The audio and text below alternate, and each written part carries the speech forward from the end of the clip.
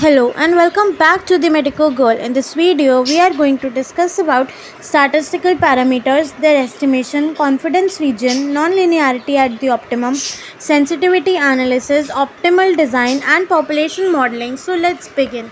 तो सबसे पहला टॉपिक है स्टैटिस्टिकल पैरामीटर्स। तो सबसे पहले बात करते हैं कि पैरामीटर क्या होता है। ये होती है एक न्यूमेरिकल मेजरमेंट जो डिस्क्राइब करती है कोई करेक्टरिस्टिक किसी पॉपुलेशन के, और पॉपुलेशन क्या होते हैं, सारे मेंबर्स किसी डिफाइंड ग्रुप के।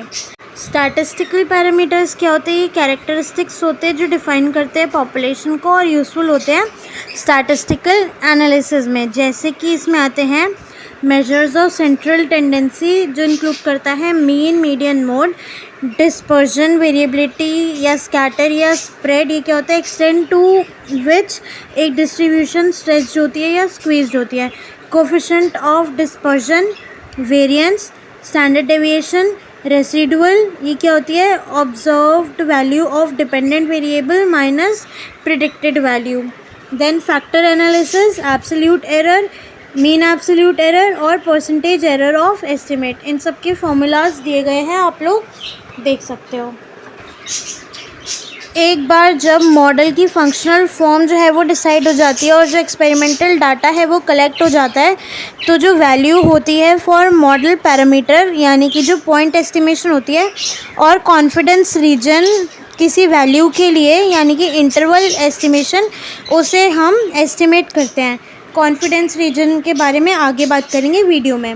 पॉइंट एस्टिमेशन में क्या करते हैं, हम यूज़ करते हैं सैम्पल डाटा का कैलकुलेट करने के लिए सिंगल वैल्यू को, जैसे कि पॉपुलेशन मीन। और जो इंटरवल एस्टिमेशन होती है उसमें हम करते हैं सैम्पल डाटा का यूज़ कैलकुलेट करने के लिए interval of possible values of unknown population parameter, और ये कॉन्ट्रास्ट में होता है टू पॉइंट एस्टिमेशन जो एक सिंगल वैल्यू देता है। अब इसका एग्जांपल है, हम देख सकते हैं कि जो ट्रीटमेंट हम दे रहे हैं ट्यूमर ग्रोथ को कम करने के लिए वो इफ़ेक्टिव है कि नहीं। तो इसका एग्जांपल जो हमने लिया था रियल लाइफ सिचुएशन में, जिसमें 9 एक्सपेरिमेंटल सब्जेक्ट्स यानी कि एनिमल्स जो हमने रैट लिए थे, उन्हें इनॉक्यूलेट करा था ईयर में स्मॉल ट्यूमर के साथ, इनकी उसके कान में ट्यूमर कराया था। जो 5 रैट थे उनमें से उन्हें ट्रीटमेंट नहीं दी किसी भी ड्रग के, और जो 4 रैट थे उनको हमने नॉवल यानी कि न्यू एंटी ट्यूमर ट्रीटमेंट दी थी। फिर हमने एस्टिमेट ऑफ पैरामीटर फाइंड किए थे, स्टैंडर्ड एरर्स और कोफिशिएंट ऑफ वेरिएंस को फाइंड किया था। एस्टिमेशन में 2 चीज़ें और आती हैं जो कि है VLSE और OLS। OLS क्या होता है, ये एक रिग्रेशन टेक्निक है जिसमें स्ट्रेट लाइन का हम यूज़ करते हैं एस्टिमेट करने के लिए रिलेशनशिप बिटवीन 2 वेरिएबल्स, और जो ये लाइन है वो मिनिमाइज़ कर देती है सम ऑफ स्क्वायर्ड एरर्स को, जिसको हम कंसीडर करते हैं as best fitting line. OLS मतलब ऑर्डिनरी लीस्ट स्क्वायर, और VLSE क्या होता है, वेटेड लीस्ट स्क्वायर एस्टिमेट। ये एक रिग्रेशन एनालिसिस मेथड होता है जो असाइन करता है नॉन नेगेटिव कांस्टेंट या फिर वेट किसी डाटा पॉइंट को।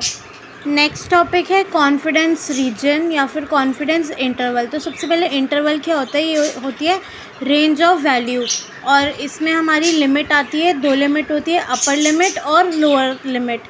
तो कॉन्फिडेंस रीजन क्या होता है, ये एक इंटरवल होता है जिसमें जो एक्चुअल वैल्यू होती है पैरामीटर की वो लाई करेगी with in the limit with high probability, या फिर हम कह सकते हैं कि एक प्रोबेबिलिटी जो पैरामीटर है will fall between a set of values, यानी कि हम कह सकते हैं कि जो रिज़ल्ट है हमारा इसके और इसके बीच में आएगा। ये 1 साइडेड भी हो सकते हैं और 2 साइडेड भी हो सकते हैं। जो कॉन्फिडेंस रीजन होगा 90% का वो इंडिकेट करेगा नैरो, और जो 95% का होगा उसका ब्रॉड स्कोप होगा। तो 90 वाले में 5% अपर लिमिट और 5% लोअर लिमिट रहेगी, और जो 95% है उसमें जो कॉन्फिडेंस रीजन है वो तो 95 हो जाएगा, और 2.5 दोनों साइड पर रहेगा। इसकी हेल्प से हम लोग पैरामीटर्स A, B और V0 को एस्टिमेट कर सकते हैं। A क्या होता है, rate of growth of tumour per day, B क्या होता है, loss of growth of tumour per day, और V0 क्या होता है, volume of tumour at day 0। Normal distribution में मीन, मीडियन और मोड जो है वो सेम रहता है। जो कॉन्फिडेंस इंटरवल है उसे हम फाइंड आउट करते हैं यूजिंग टी टेस्ट, जो कि 1 सैम्पल टी टेस्ट हो सकता है, 2 सैम्पल टी टेस्ट हो सकता है और पेयर 2 सैम्पल टी टेस्ट हो सकता है। V0 वर्सेस ए का ग्राफ कुछ इस टाइप का आता है। नेक्स्ट टॉपिक है non linearity eight the optimum. ये एक स्टैटिस्टिकल टर्म है जो डिस्क्राइब करता है रिलेशनशिप बिटवीन इंडिपेंडेंट और डिपेंडेंट वेरिएबल्स जिनको हम एक्सप्रेस नहीं कर सकते एक स्ट्रेट लाइन में। इंडिपेंडेंट वेरिएबल्स यानी कि जो हमारे आउटपुट होंगे और जो डिपेंडेंट वेरिएबल्स हैं जो कि हमारे इनपुट होंगे। जो वेरिएबल्स होते हैं ये डायरेक्ट प्रोपोर्शन में नहीं होते और किसी एक्सपेरिमेंट में जो नॉन लीनियरिटी है उसे हम गिवन रेंज में टॉलरेट कर सकते हैं। नेक्स्ट टॉपिक है सेंसिटिविटी एनालिसिस। तो सेंसिटिविटी क्या होती है कि अगर हम चेंज कर रहे हैं इनपुट तो उसकी वजह से चेंज हो रहा है आउटपुट, और ये किया जाता है चेक करने के लिए एक्यूरेसी, स्ट्रेंथ और significance of result. For example, अगर हम किसी को 650 mg पैरासीटामोल देंगे और 500 mg पैरासीटामोल देंगे तो जो 650 वाली है वो ज़्यादा सेंसिटिव होगी, यानी कि उसका रिज़ल्ट जो है वो ज़्यादा अच्छा आएगा। एक बार जो मॉडल है वो फिट हो जाता है, उसमें सारे पैरामीटर्स, डाटा एस्टिमेट डल गए हैं, तो हमें उससे क्या आंसर मिलता है कि कितना इम्पॉर्टेंट है एक सिंगल पैरामीटर मॉडिफाई करने के लिए प्रिडिक्शन ऑफ द मॉडल किसी region of independent variable space में, जैसे कि हम कह सकते हैं सर्टेन पॉइंट इन टाइम। अब बात करते हैं सेंसिटिविटी एनालिसिस मेथड्स के बारे में। सबसे पहला है कोरिलेशन एनालिसिस। ये डिटरमाइन करता है relationship between input and output. Then आता है derivative based local method. Then आता है रिग्रेशन एनालिसिस, जिसे यूज़ करते हैं हम बिल्ड करने के लिए कॉम्प्लेक्स मॉडल्स को। Then variance based methods, variogram analysis of response surfaces या फिर वॉर्स, और स्क्रीनिंग। जो ग्राफ होता है scale of sensitivity coefficient versus time के बीच में ए, बी और V0 पैरामीटर्स के लिए वो ऐसा होता है। नेक्स्ट टॉपिक है ऑप्टिमल डिज़ाइन। जो होता है from the design of experiment, ये होता है क्लास ऑफ एक्सपेरिमेंटल डिज़ाइन जो ऑप्टिमम होते हैं with respect to other statistical criteria. Then जो ये ऑप्टिमल एक्सपेरिमेंट्स होते हैं ये मिनिमाइज़ कर देते हैं कॉस्ट ऑफ एक्सपेरिमेंट को, एक्सपेरिमेंट वर्क को डिक्रीज़ कर देते हैं, मैक्सिमम इन्फॉर्मेशन इससे हम ऑब्टेन कर सकते हैं, और जो टाइम ऑफ एनालिसिस होता है सैम्पल का वो फाइनलाइज करते हैं बाय डिज़ाइन ऑफ एक्सपेरिमेंट। एक बार जब हमारा गॉम्पर्ट्स कर्व मॉडल जो है वो इस्टेब्लिश हो जाता है तो नेक्स्ट स्टेप है कि हम टेस्ट करें एक्सपेरिमेंट को कि जो मॉडल है उसे हम अप्लाई कर सकते हैं दूसरी यूनिट के लिए कि नहीं। अब बात करते हैं कि गॉम्पर्ट्स मॉडल क्या है। गॉम्पर्ट्स कर्व, ये मॉडल को हम यूज़ करते हैं पता लगाने के लिए ट्यूमर की ग्रोथ इन एनिमल्स। यूजुअली हम इसमें रोडेंट्स लेते हैं जैसे कि माइस, रैट, स्क्विरल और हैमस्टर।